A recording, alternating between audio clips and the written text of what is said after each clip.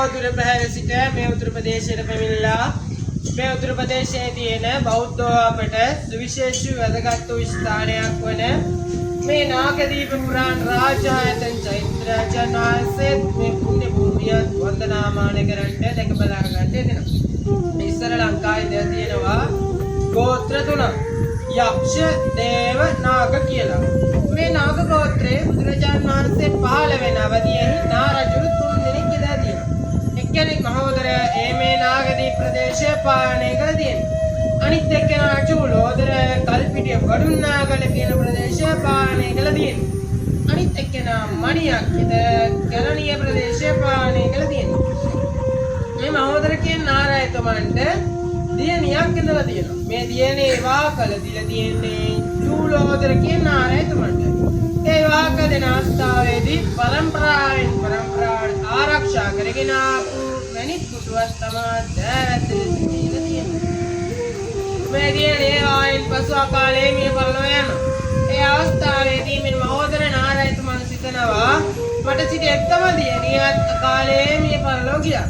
පරම්පරාවට ආරක්ෂා කරගෙන ආපු මණික් පුටුවක් දැන් මට නැතිනවා කියලා සිතලා නැවත මේ මණික් පුටුව ඉල්ලනවා. ඒ අවස්ථාවේදී මේ චූලෝදර නාරයතුමන් පවසනවා නැවත මේ මණික් පුටුව ලබා දීම නොහැකි. මේ මණික් පුටුව මට දැවැත ලෙසින් හමුනේ ඒ අරත් මේ මණික් පුටුවට මාගේ මෑණියන්ගේ ඥාතිපාර්ශ්වයෙන් අයිතිවාසිකම් තියෙනවා. මේ මහෝදර නාරයතුමන්ගේ නංගිගේ පුතා තමයි මේ චූලෝදර නාරයතුමන් කියලා කියන්නේ. ඒ කියන්නේ ඥාතිකමඩක් වෙන්නේ අවස්ස බෑන. මේව ඥාතිකමකුත් තියෙන නිසා වෙන්නේ නැවත මේ මණික් පුටුව ලබා දීම නැති කියලා ප්‍රතික්ෂේප කරන්නේ. මේ නාරජුන් දෙදෙනා අතර බහින් බස්සලා යුද්ධයකට පෙරලෙනවා. බුදුරජාණන් වහන්සේ දකිනවා මේ නාරජුන් දෙදෙනා අතර සිද්ධ වෙන්නයි යුද්ධය. මේ යුද්ධය සිදු වුණොත් බොහෝම ශිඛාතන සිදු වෙනවා. මේ නාග ගෝත්‍රය සම්පූර්ණ විනාශලා යනවා කියලා මහා කරුණා වඩිනවා. මේ නාගදීප ප්‍රදේශයට වැඩලා ආසේ වැඩ සිටීමෙන් මුළු ලෝකෙම අන්ධකාරමත් කරනවා.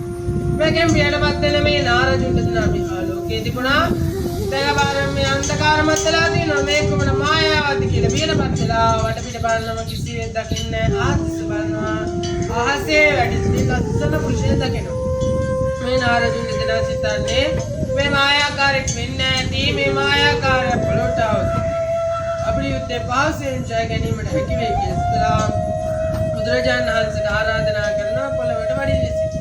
ඒ අවස්ථාවේදී බුදුරජාණන් වහන්සේ පොළොවට ඇල්ලාර මණික් පුටුවට සිටිමින් සමගිය පිළිබඳ ධර්ම දේශනා කළ මේ නාරජුන් දෙදෙනාව සමගි සම්පන්න භාවයට පත් කරනවා. ඉන් අනතුරුව මේ නාරජුන් දෙදෙනා එකතු වෙලා මේ මණික් පුටුව බුදුරජාණන් වහන්සේට පූජා කරනවා. නැවත බුදුරජාණන් වහන්සේ මේ මණික් පුටුව මේ නාරජුන් දෙදෙනාට බාර දෙනවා. මේ නාරජුන් දෙදෙනා බුදුරජාණන් වහන්සේගෙන් ඉල්ලනවා අපට වන්දනාමාන කරන්ට කිසියම් පූජනීය දෙයක් දෙන්න කියලා. ඒ අවස්ථාවේදී බුදුරජාණන් වහන්සේ දේශනා කරනවා මේ මණික් පුටුවට සිටමින් ධර්ම දේශනා කරපු නිසාවෙන් මේ මණික් පුටුව පූජනීයයි. මේ මණික් පුටුවට වන්දනාමාන ආදී අනතුරුව මේ නාරජුන් දෙදෙනා එකතු වෙලා අද මේ පින්නතුන් විසින් වන්දනාමාන කරන්න දෙන දෙක බලා ගන්න දෙන මේ නාගදීප පුරාණ රාජායතන චෛත්‍යරාජන් වහන්සේගේ චෛත්‍ය ගර්භයේ මේ මණික් පුටුව තැන්පත් කළා. මේ නාගදීප රාජායතන චෛත්‍යරාජන් වහන්සේ මහෝදරගේ නාරයතුමන්ට පුටාලෙසින් කැලණියේ මණියක්කිත නාරයතුමන් සේනාව කරගෙන පැමිණෙනවා. මේ මණියක්කිත නාරයතුමන් ආරාධනා කරනවා බුදුරජාණන් වහන්සේට කැලණියට වඩින්න සිට. ඒ අවස්ථාවේදී බුදුරජාණන් වහන්සේ දේශනා කරනවා අදරේ තව අවුරුදු 3කින් මම ඔබගේ ප්‍රදේශයට වඩිනවා කියලා. ඒ ආරාධනාවත් පිළිගෙනයි නැවත බුදුරජාණන් වහන්සේ තම දිවට වඩින්නේ.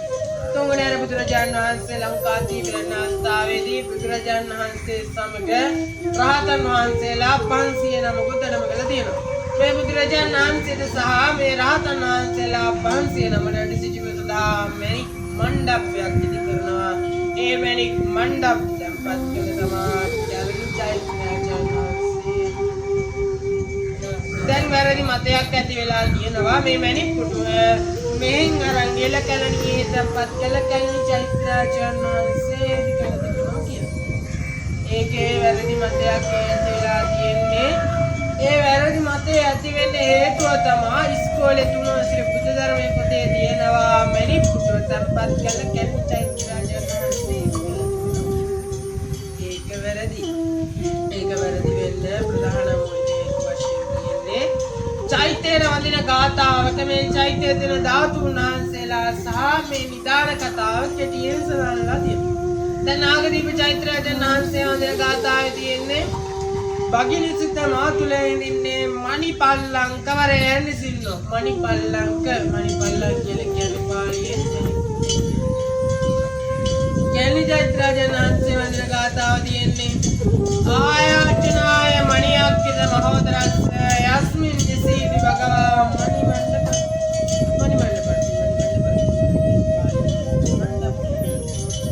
ඒ ගාථ දෙකේ මේ පිළිබඳ සඳහන්ලා තියෙන. ඒතකොට දැන් ඉස්කෝලේ පොත නම් මේ මෑත කාලීනව ලියවෙන එකක් නේ.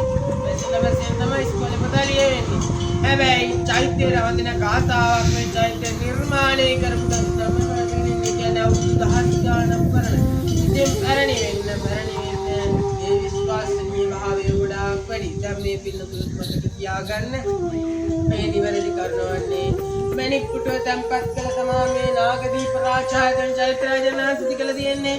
මැණික් මණ්ඩප තැන්පත් කළ තමා කැලණි චෛත්‍ය රාජයන් වහන්සේ කළ තියෙන්නේ. ඒ වගේම බුද්ධ දේශනාවේ සඳහන්ලා තියෙනවා බුද්ධ පරිනිර්වාණයේ සිට අවුරුදු 5000කින් මේ ධර්මය නැතිලා අබුද්ධෝත්පාද කාලයක් හට ගන්නවා කියලා. මේ අබුද්ධෝත්පාද කාලේ හට ගන්නව සමගම මුර ලංකාදීපයේම තියෙන ධාතුන් වහන්සේලා වන්නේ සැඩවන්න. නැවතේ ධාතුන් වහන්සේලා මේ නාගදීප චෛත්‍ය කර්මයට අරම කළා. මැණික් පුටුවේ තැන්පත් වෙලා බුද්ධ ගාඩ මොකද එතනදී මුර ලෝකෙම තියෙන ධාතුන් වහන්සේලා. දිව්‍ය ලෝකේ තියෙන ධාතුන් වහන්සේලා, නාග ලෝකේ තියෙන ධාතුන් වහන්සේලා, මේ මිනිස් ලෝකේ තියෙන ධාතුන් වහන්සේලා සියලුම ධාතුන් වහන්සේලා තුලා පුදුවක් දෙලේ ඒක බුද්ධ දේශනාවේ සඳහන්ලා තියෙන දෙයක් කියවන්නේ සැඩ වඩින් ධාතුන් වහන්සේලා නාගදීප චෛත්‍ය කර්මයට අරම කළා. මැණික් පුටුවේ තැන්පත් වෙලා බුද්ධ ගාඩ ඒර තාමේ පාලි සංස්කෘත විශේෂයෙන් මේ හින්දුන් පොත්පත් ලක්ෂණාලා තියෙනවා. මේ බුදුරජාණන් වහන්සේ දෙවැනි වර ලංකාදීපයේ වැඩම කරාය වැඩම කරේ මේ නාගදීපයේ කියන පුණ්‍ය භූමියට වඩින් හේතු කාරණා සිද්ධ වුණේ නාරජුන් දෙනෙක් අතර මහි යුද්ධයක් යයි යුද්ධ සංසිද්ධිය සඳහා බුදුරජාණන් වහන්සේ වැඩම කරාය මැණික් පුටුවේ තැන්පත් කළ මේ නාගදීප රාජායතන චෛත්‍ය රාජයන් වහන්සේ මේ හින්දු පුරාණ සාහිත්‍ය කියලා කියන්නේ දැන් ඔය මහා වංශ දීපවංශය වගේ දැන්වත් දියවෙන පොත් මහා වංශ දීපවංශ කියන්නේ ඒ වගේම පොතක් තමයි මේ හින්දු පුරාණ සාහිත්‍ය කියලා කියන්නේ. මේ හින්දු පුරාණ සාහිත්‍ය මේ පිළිබඳ මේ නාගදීප රාජායතන චෛත්‍ය රාජයන් වහන්සේ පිළිබඳ